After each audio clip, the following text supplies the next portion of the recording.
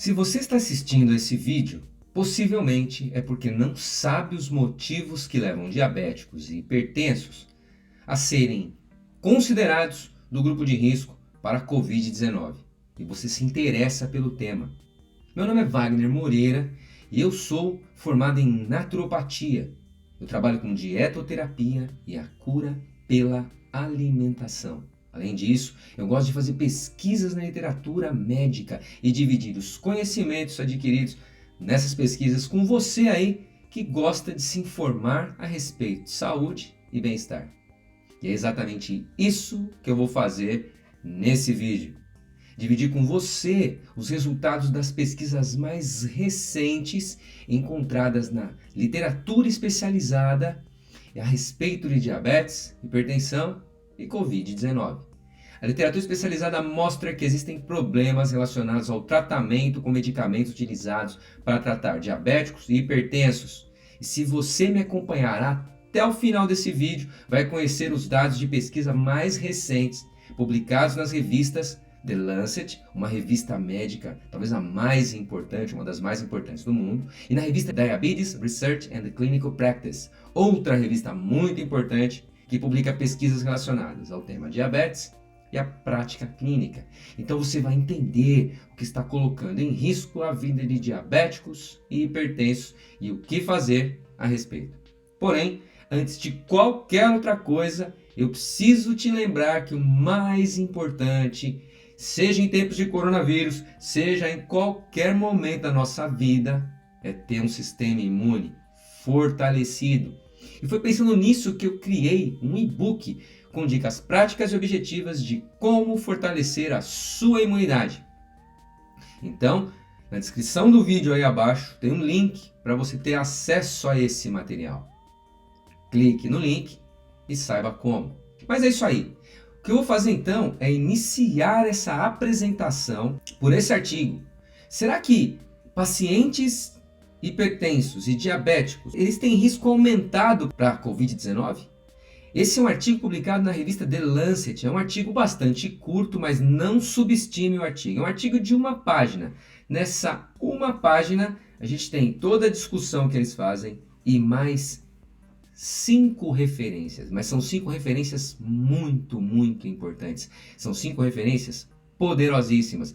Elas vão compor a resposta para essa pergunta aí e vão compor também a resposta para a pergunta que deu origem a esse vídeo. Eu posso te dizer que eu adorei ler esses artigos e vão ser esses artigos foram, extremamente esclarecedores nesse tema. Então, vamos lá.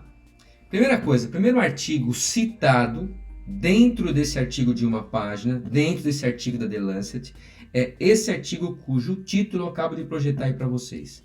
É um artigo que fala sobre o curso clínico e os resultados de pacientes críticos com SARS-CoV-2, com pneumonia, em Wuhan, lá na cidade da China, onde começou a pandemia, onde começou a infecção por SARS-CoV-2. Só lembrando, já fiz um vídeo para mostrar o seguinte, que SARS-CoV-2 é o coronavírus e que a Covid-19 é a doença que o coronavírus provoca, dependendo de como está o seu sistema imunológico.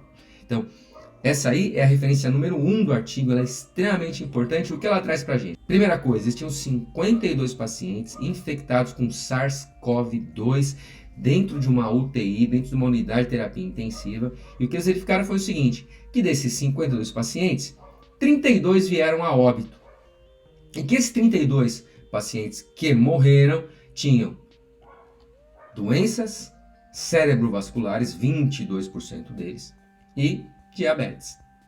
Então esse é um artigo muito importante, junto com a composição dos demais artigos, porque eles vão mostrar algo que os pacientes infectados com coronavírus, que os pacientes infectados com SARS-CoV-2 tinham em comum. E olha outra coisa, as características clínicas do coronavírus, da doença do coronavírus de 2019 na China. Bem interessante isso aqui, porque mostra o seguinte, que entre 1.099 pacientes com a Covid-19, 173 apresentavam comorbidades. E que tipo de comorbidades? Em primeiro lugar, diabéticos, 16% deles eram diabéticos. Isso é um ponto extremamente importante para a gente considerar. E 24% deles tinham hipertensão, eram hipertensos. Então, algo importante aí, ou seja, diabetes com hipertensão, diabetes com doenças cerebrovasculares. E agora a gente tem aí as características clínicas de 140 pacientes infectados por SARS-CoV-2 em Wuhan, na China. E aí o que a gente tem então?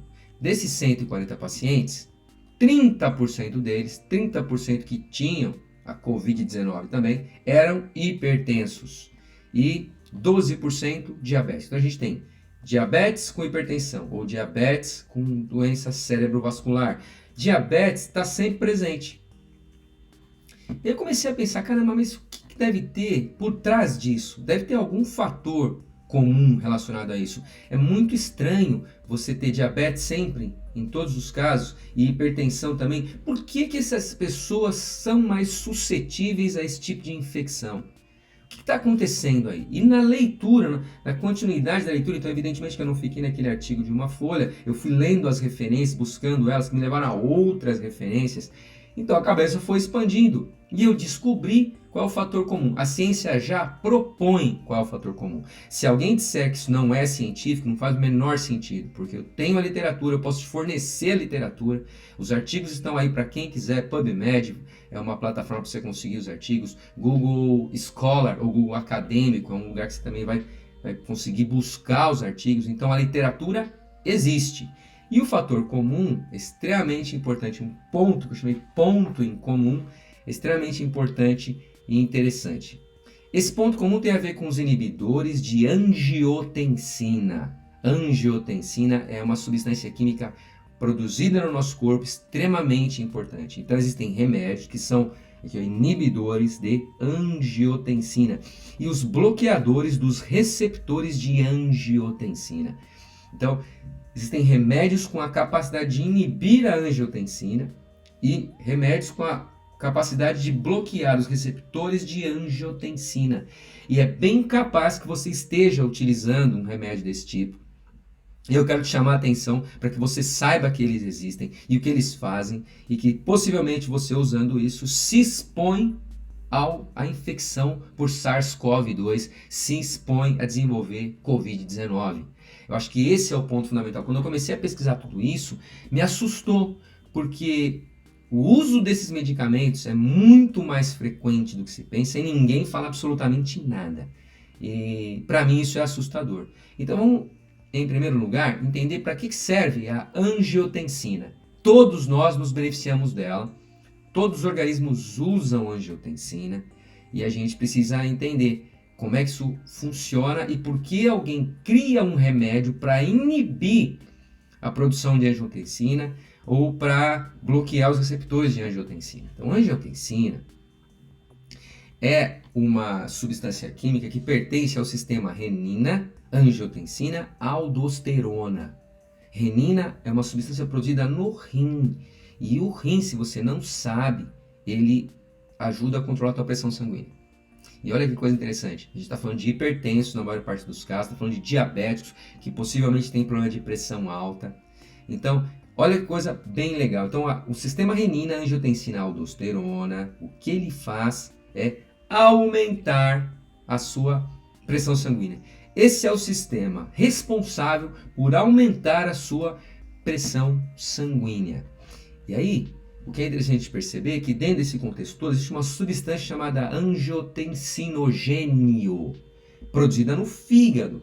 Então, quando a tua pressão sanguínea baixa, existem células no teu rim que percebem a diminuição de pressão, que você está hipotenso, e elas produzem a substância chamada renina, renina.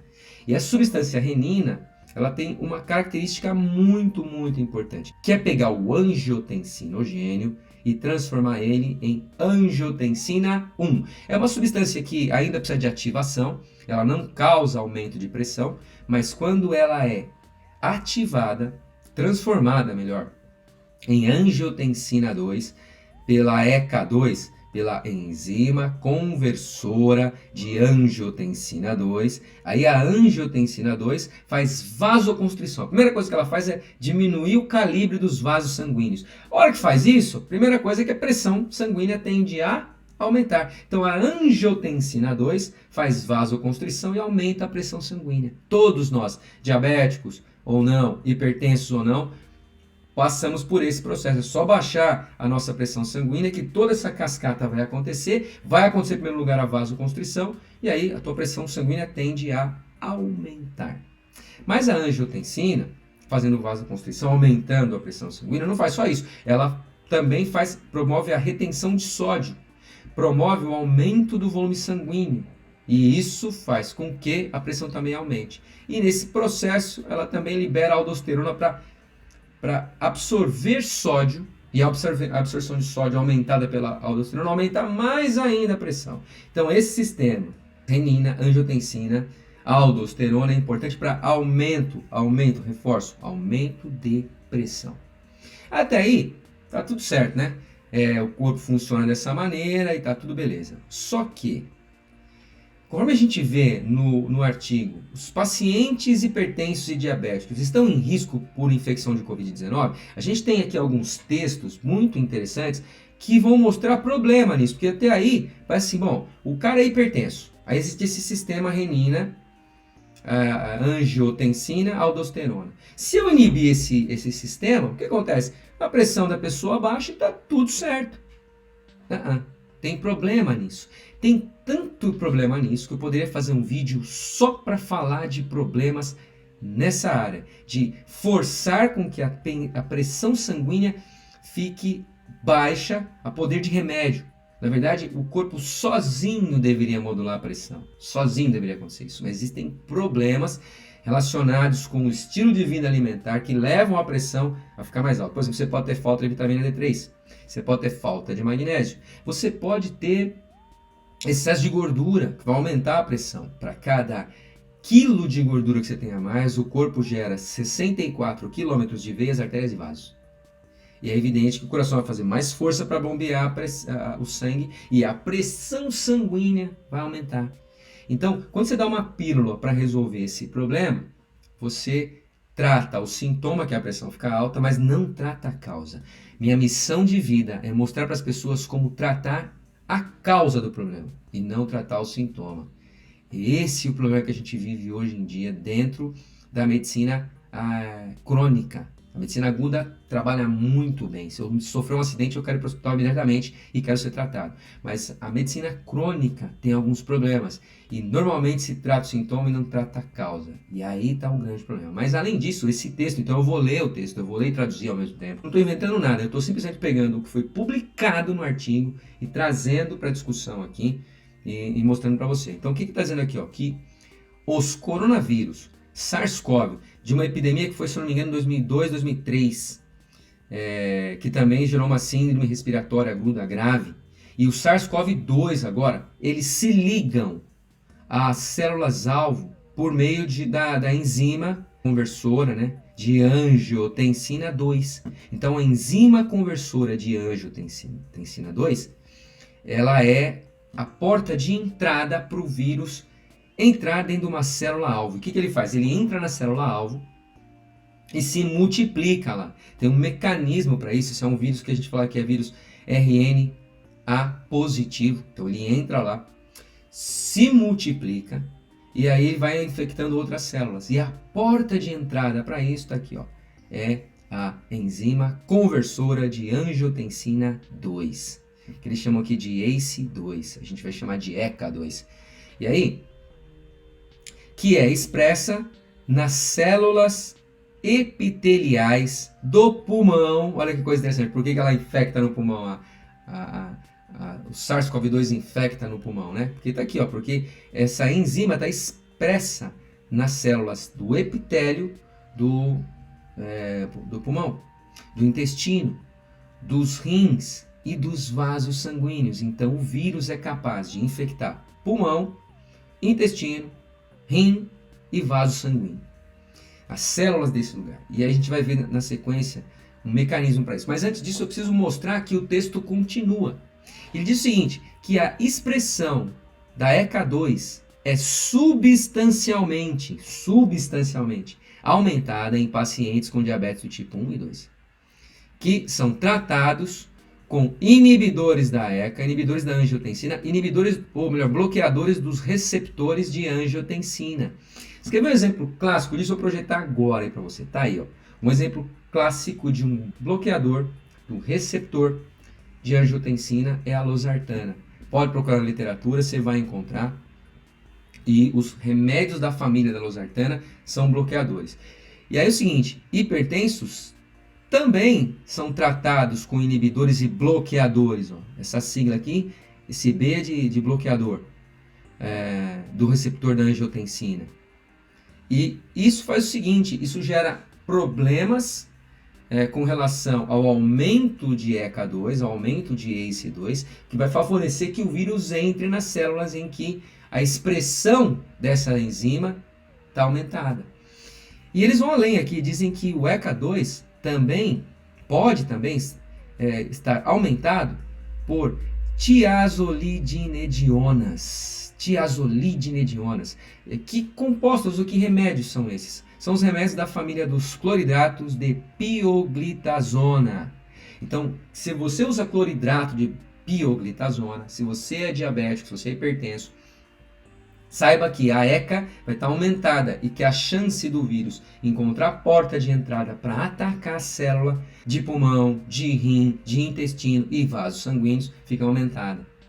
Outro remédio que eles relatam aqui, ó, é o ibuprofeno. Ibuprofeno também é um remédio em que esse tipo de situação acontece e é por isso que deve ter visto na mídia que o ibuprofeno fica proibido para quem está com suspeita de Covid-19.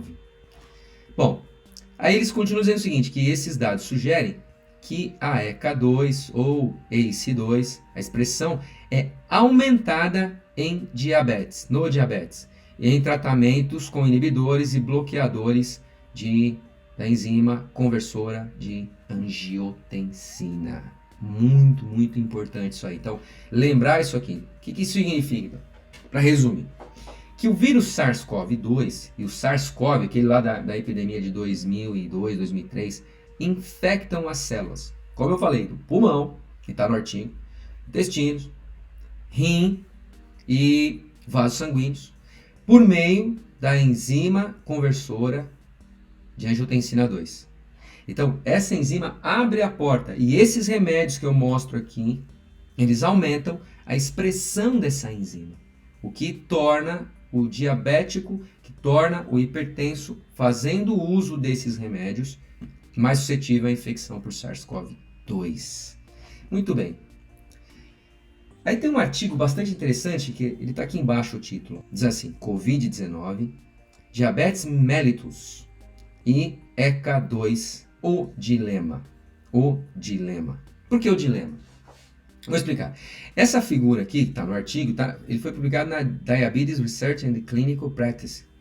Esse artigo mostra o seguinte, dentro do seu escopo, né, essa figura que representa como acontece a infecção por SARS-CoV-2. Então, o vírus, ele encontra a enzima conversora de angiotensina 2. Então, ela é a porta de entrada para o pneumócito, é uma célula que está presente no pulmão. Aí o SARS-CoV-2 se conectando à ECA2, entra dentro da célula e começa a se reproduzir. Sai dessa célula, vai para outra célula e vai aumentando a reprodução. E o que a gente percebe aqui é que a reprodução é exponencial, dando essa ideia. Ou seja, um vírus gerando mais vírus aqui, que vão sair dessas células e vão exponencialmente contaminar mais células. Então, esse é um ponto importante para a gente perceber aqui. Esses remédios mexem com a tua capacidade do sistema imunológico responder ao vírus. E é por isso que as pessoas que são hipertensas e diabéticas estão mais suscetíveis ao desenvolvimento da Covid-19. Eu gostaria muito de chamar a tua atenção nisso. Então eu espero que eu tenha contribuído com o aumento do seu conhecimento, no momento que o conhecimento é tão importante, e que tenha te mostrado um caminho para você poder se livrar do SARS-CoV-2. E caminho é esse? é não usar medicamentos para tratar uma coisa, para tratar um problema de saúde que é de estilo de vida alimentar. E é muito fácil fazer isso aí. Eu tenho depoimentos de pessoas que se consultaram comigo e que reverteram pressão alta e que reverteram o diabetes e que, portanto, hoje vivem uma vida normal, estão extremamente tranquilos em meio a essa pandemia. Isso é possível de fazer, isso é possível acontecer, não porque eu vi em artigo, porque eu vi na prática muitas pessoas revertendo diabetes, revertendo pressão alta e vivendo vidas normais, mas mudando o estilo de vida alimentar, mudando o estilo de vida de modo a ser mais saudável e se alimentar de uma maneira que os alimentos curam a pessoa. Ou melhor, os alimentos despertam o poder de cura do corpo e o corpo se cura. Essa é a mensagem forte. Se você achou que essa mensagem valeu para você, que você aprendeu coisas novas, por favor, curta meu vídeo aí. E se você lembra de alguém ou sabe de alguém que se beneficiaria muito de saber essas informações, por favor, compartilhe esse vídeo e me ajude a espalhar minha mensagem. Isso vai estar ajudando que mais pessoas sejam informadas desses problemas e que se livrem de problemas futuros, problemas de saúde futuros. No mais, eu agradeço muito você ter ficado comigo até agora. Um fortíssimo abraço e até o próximo vídeo.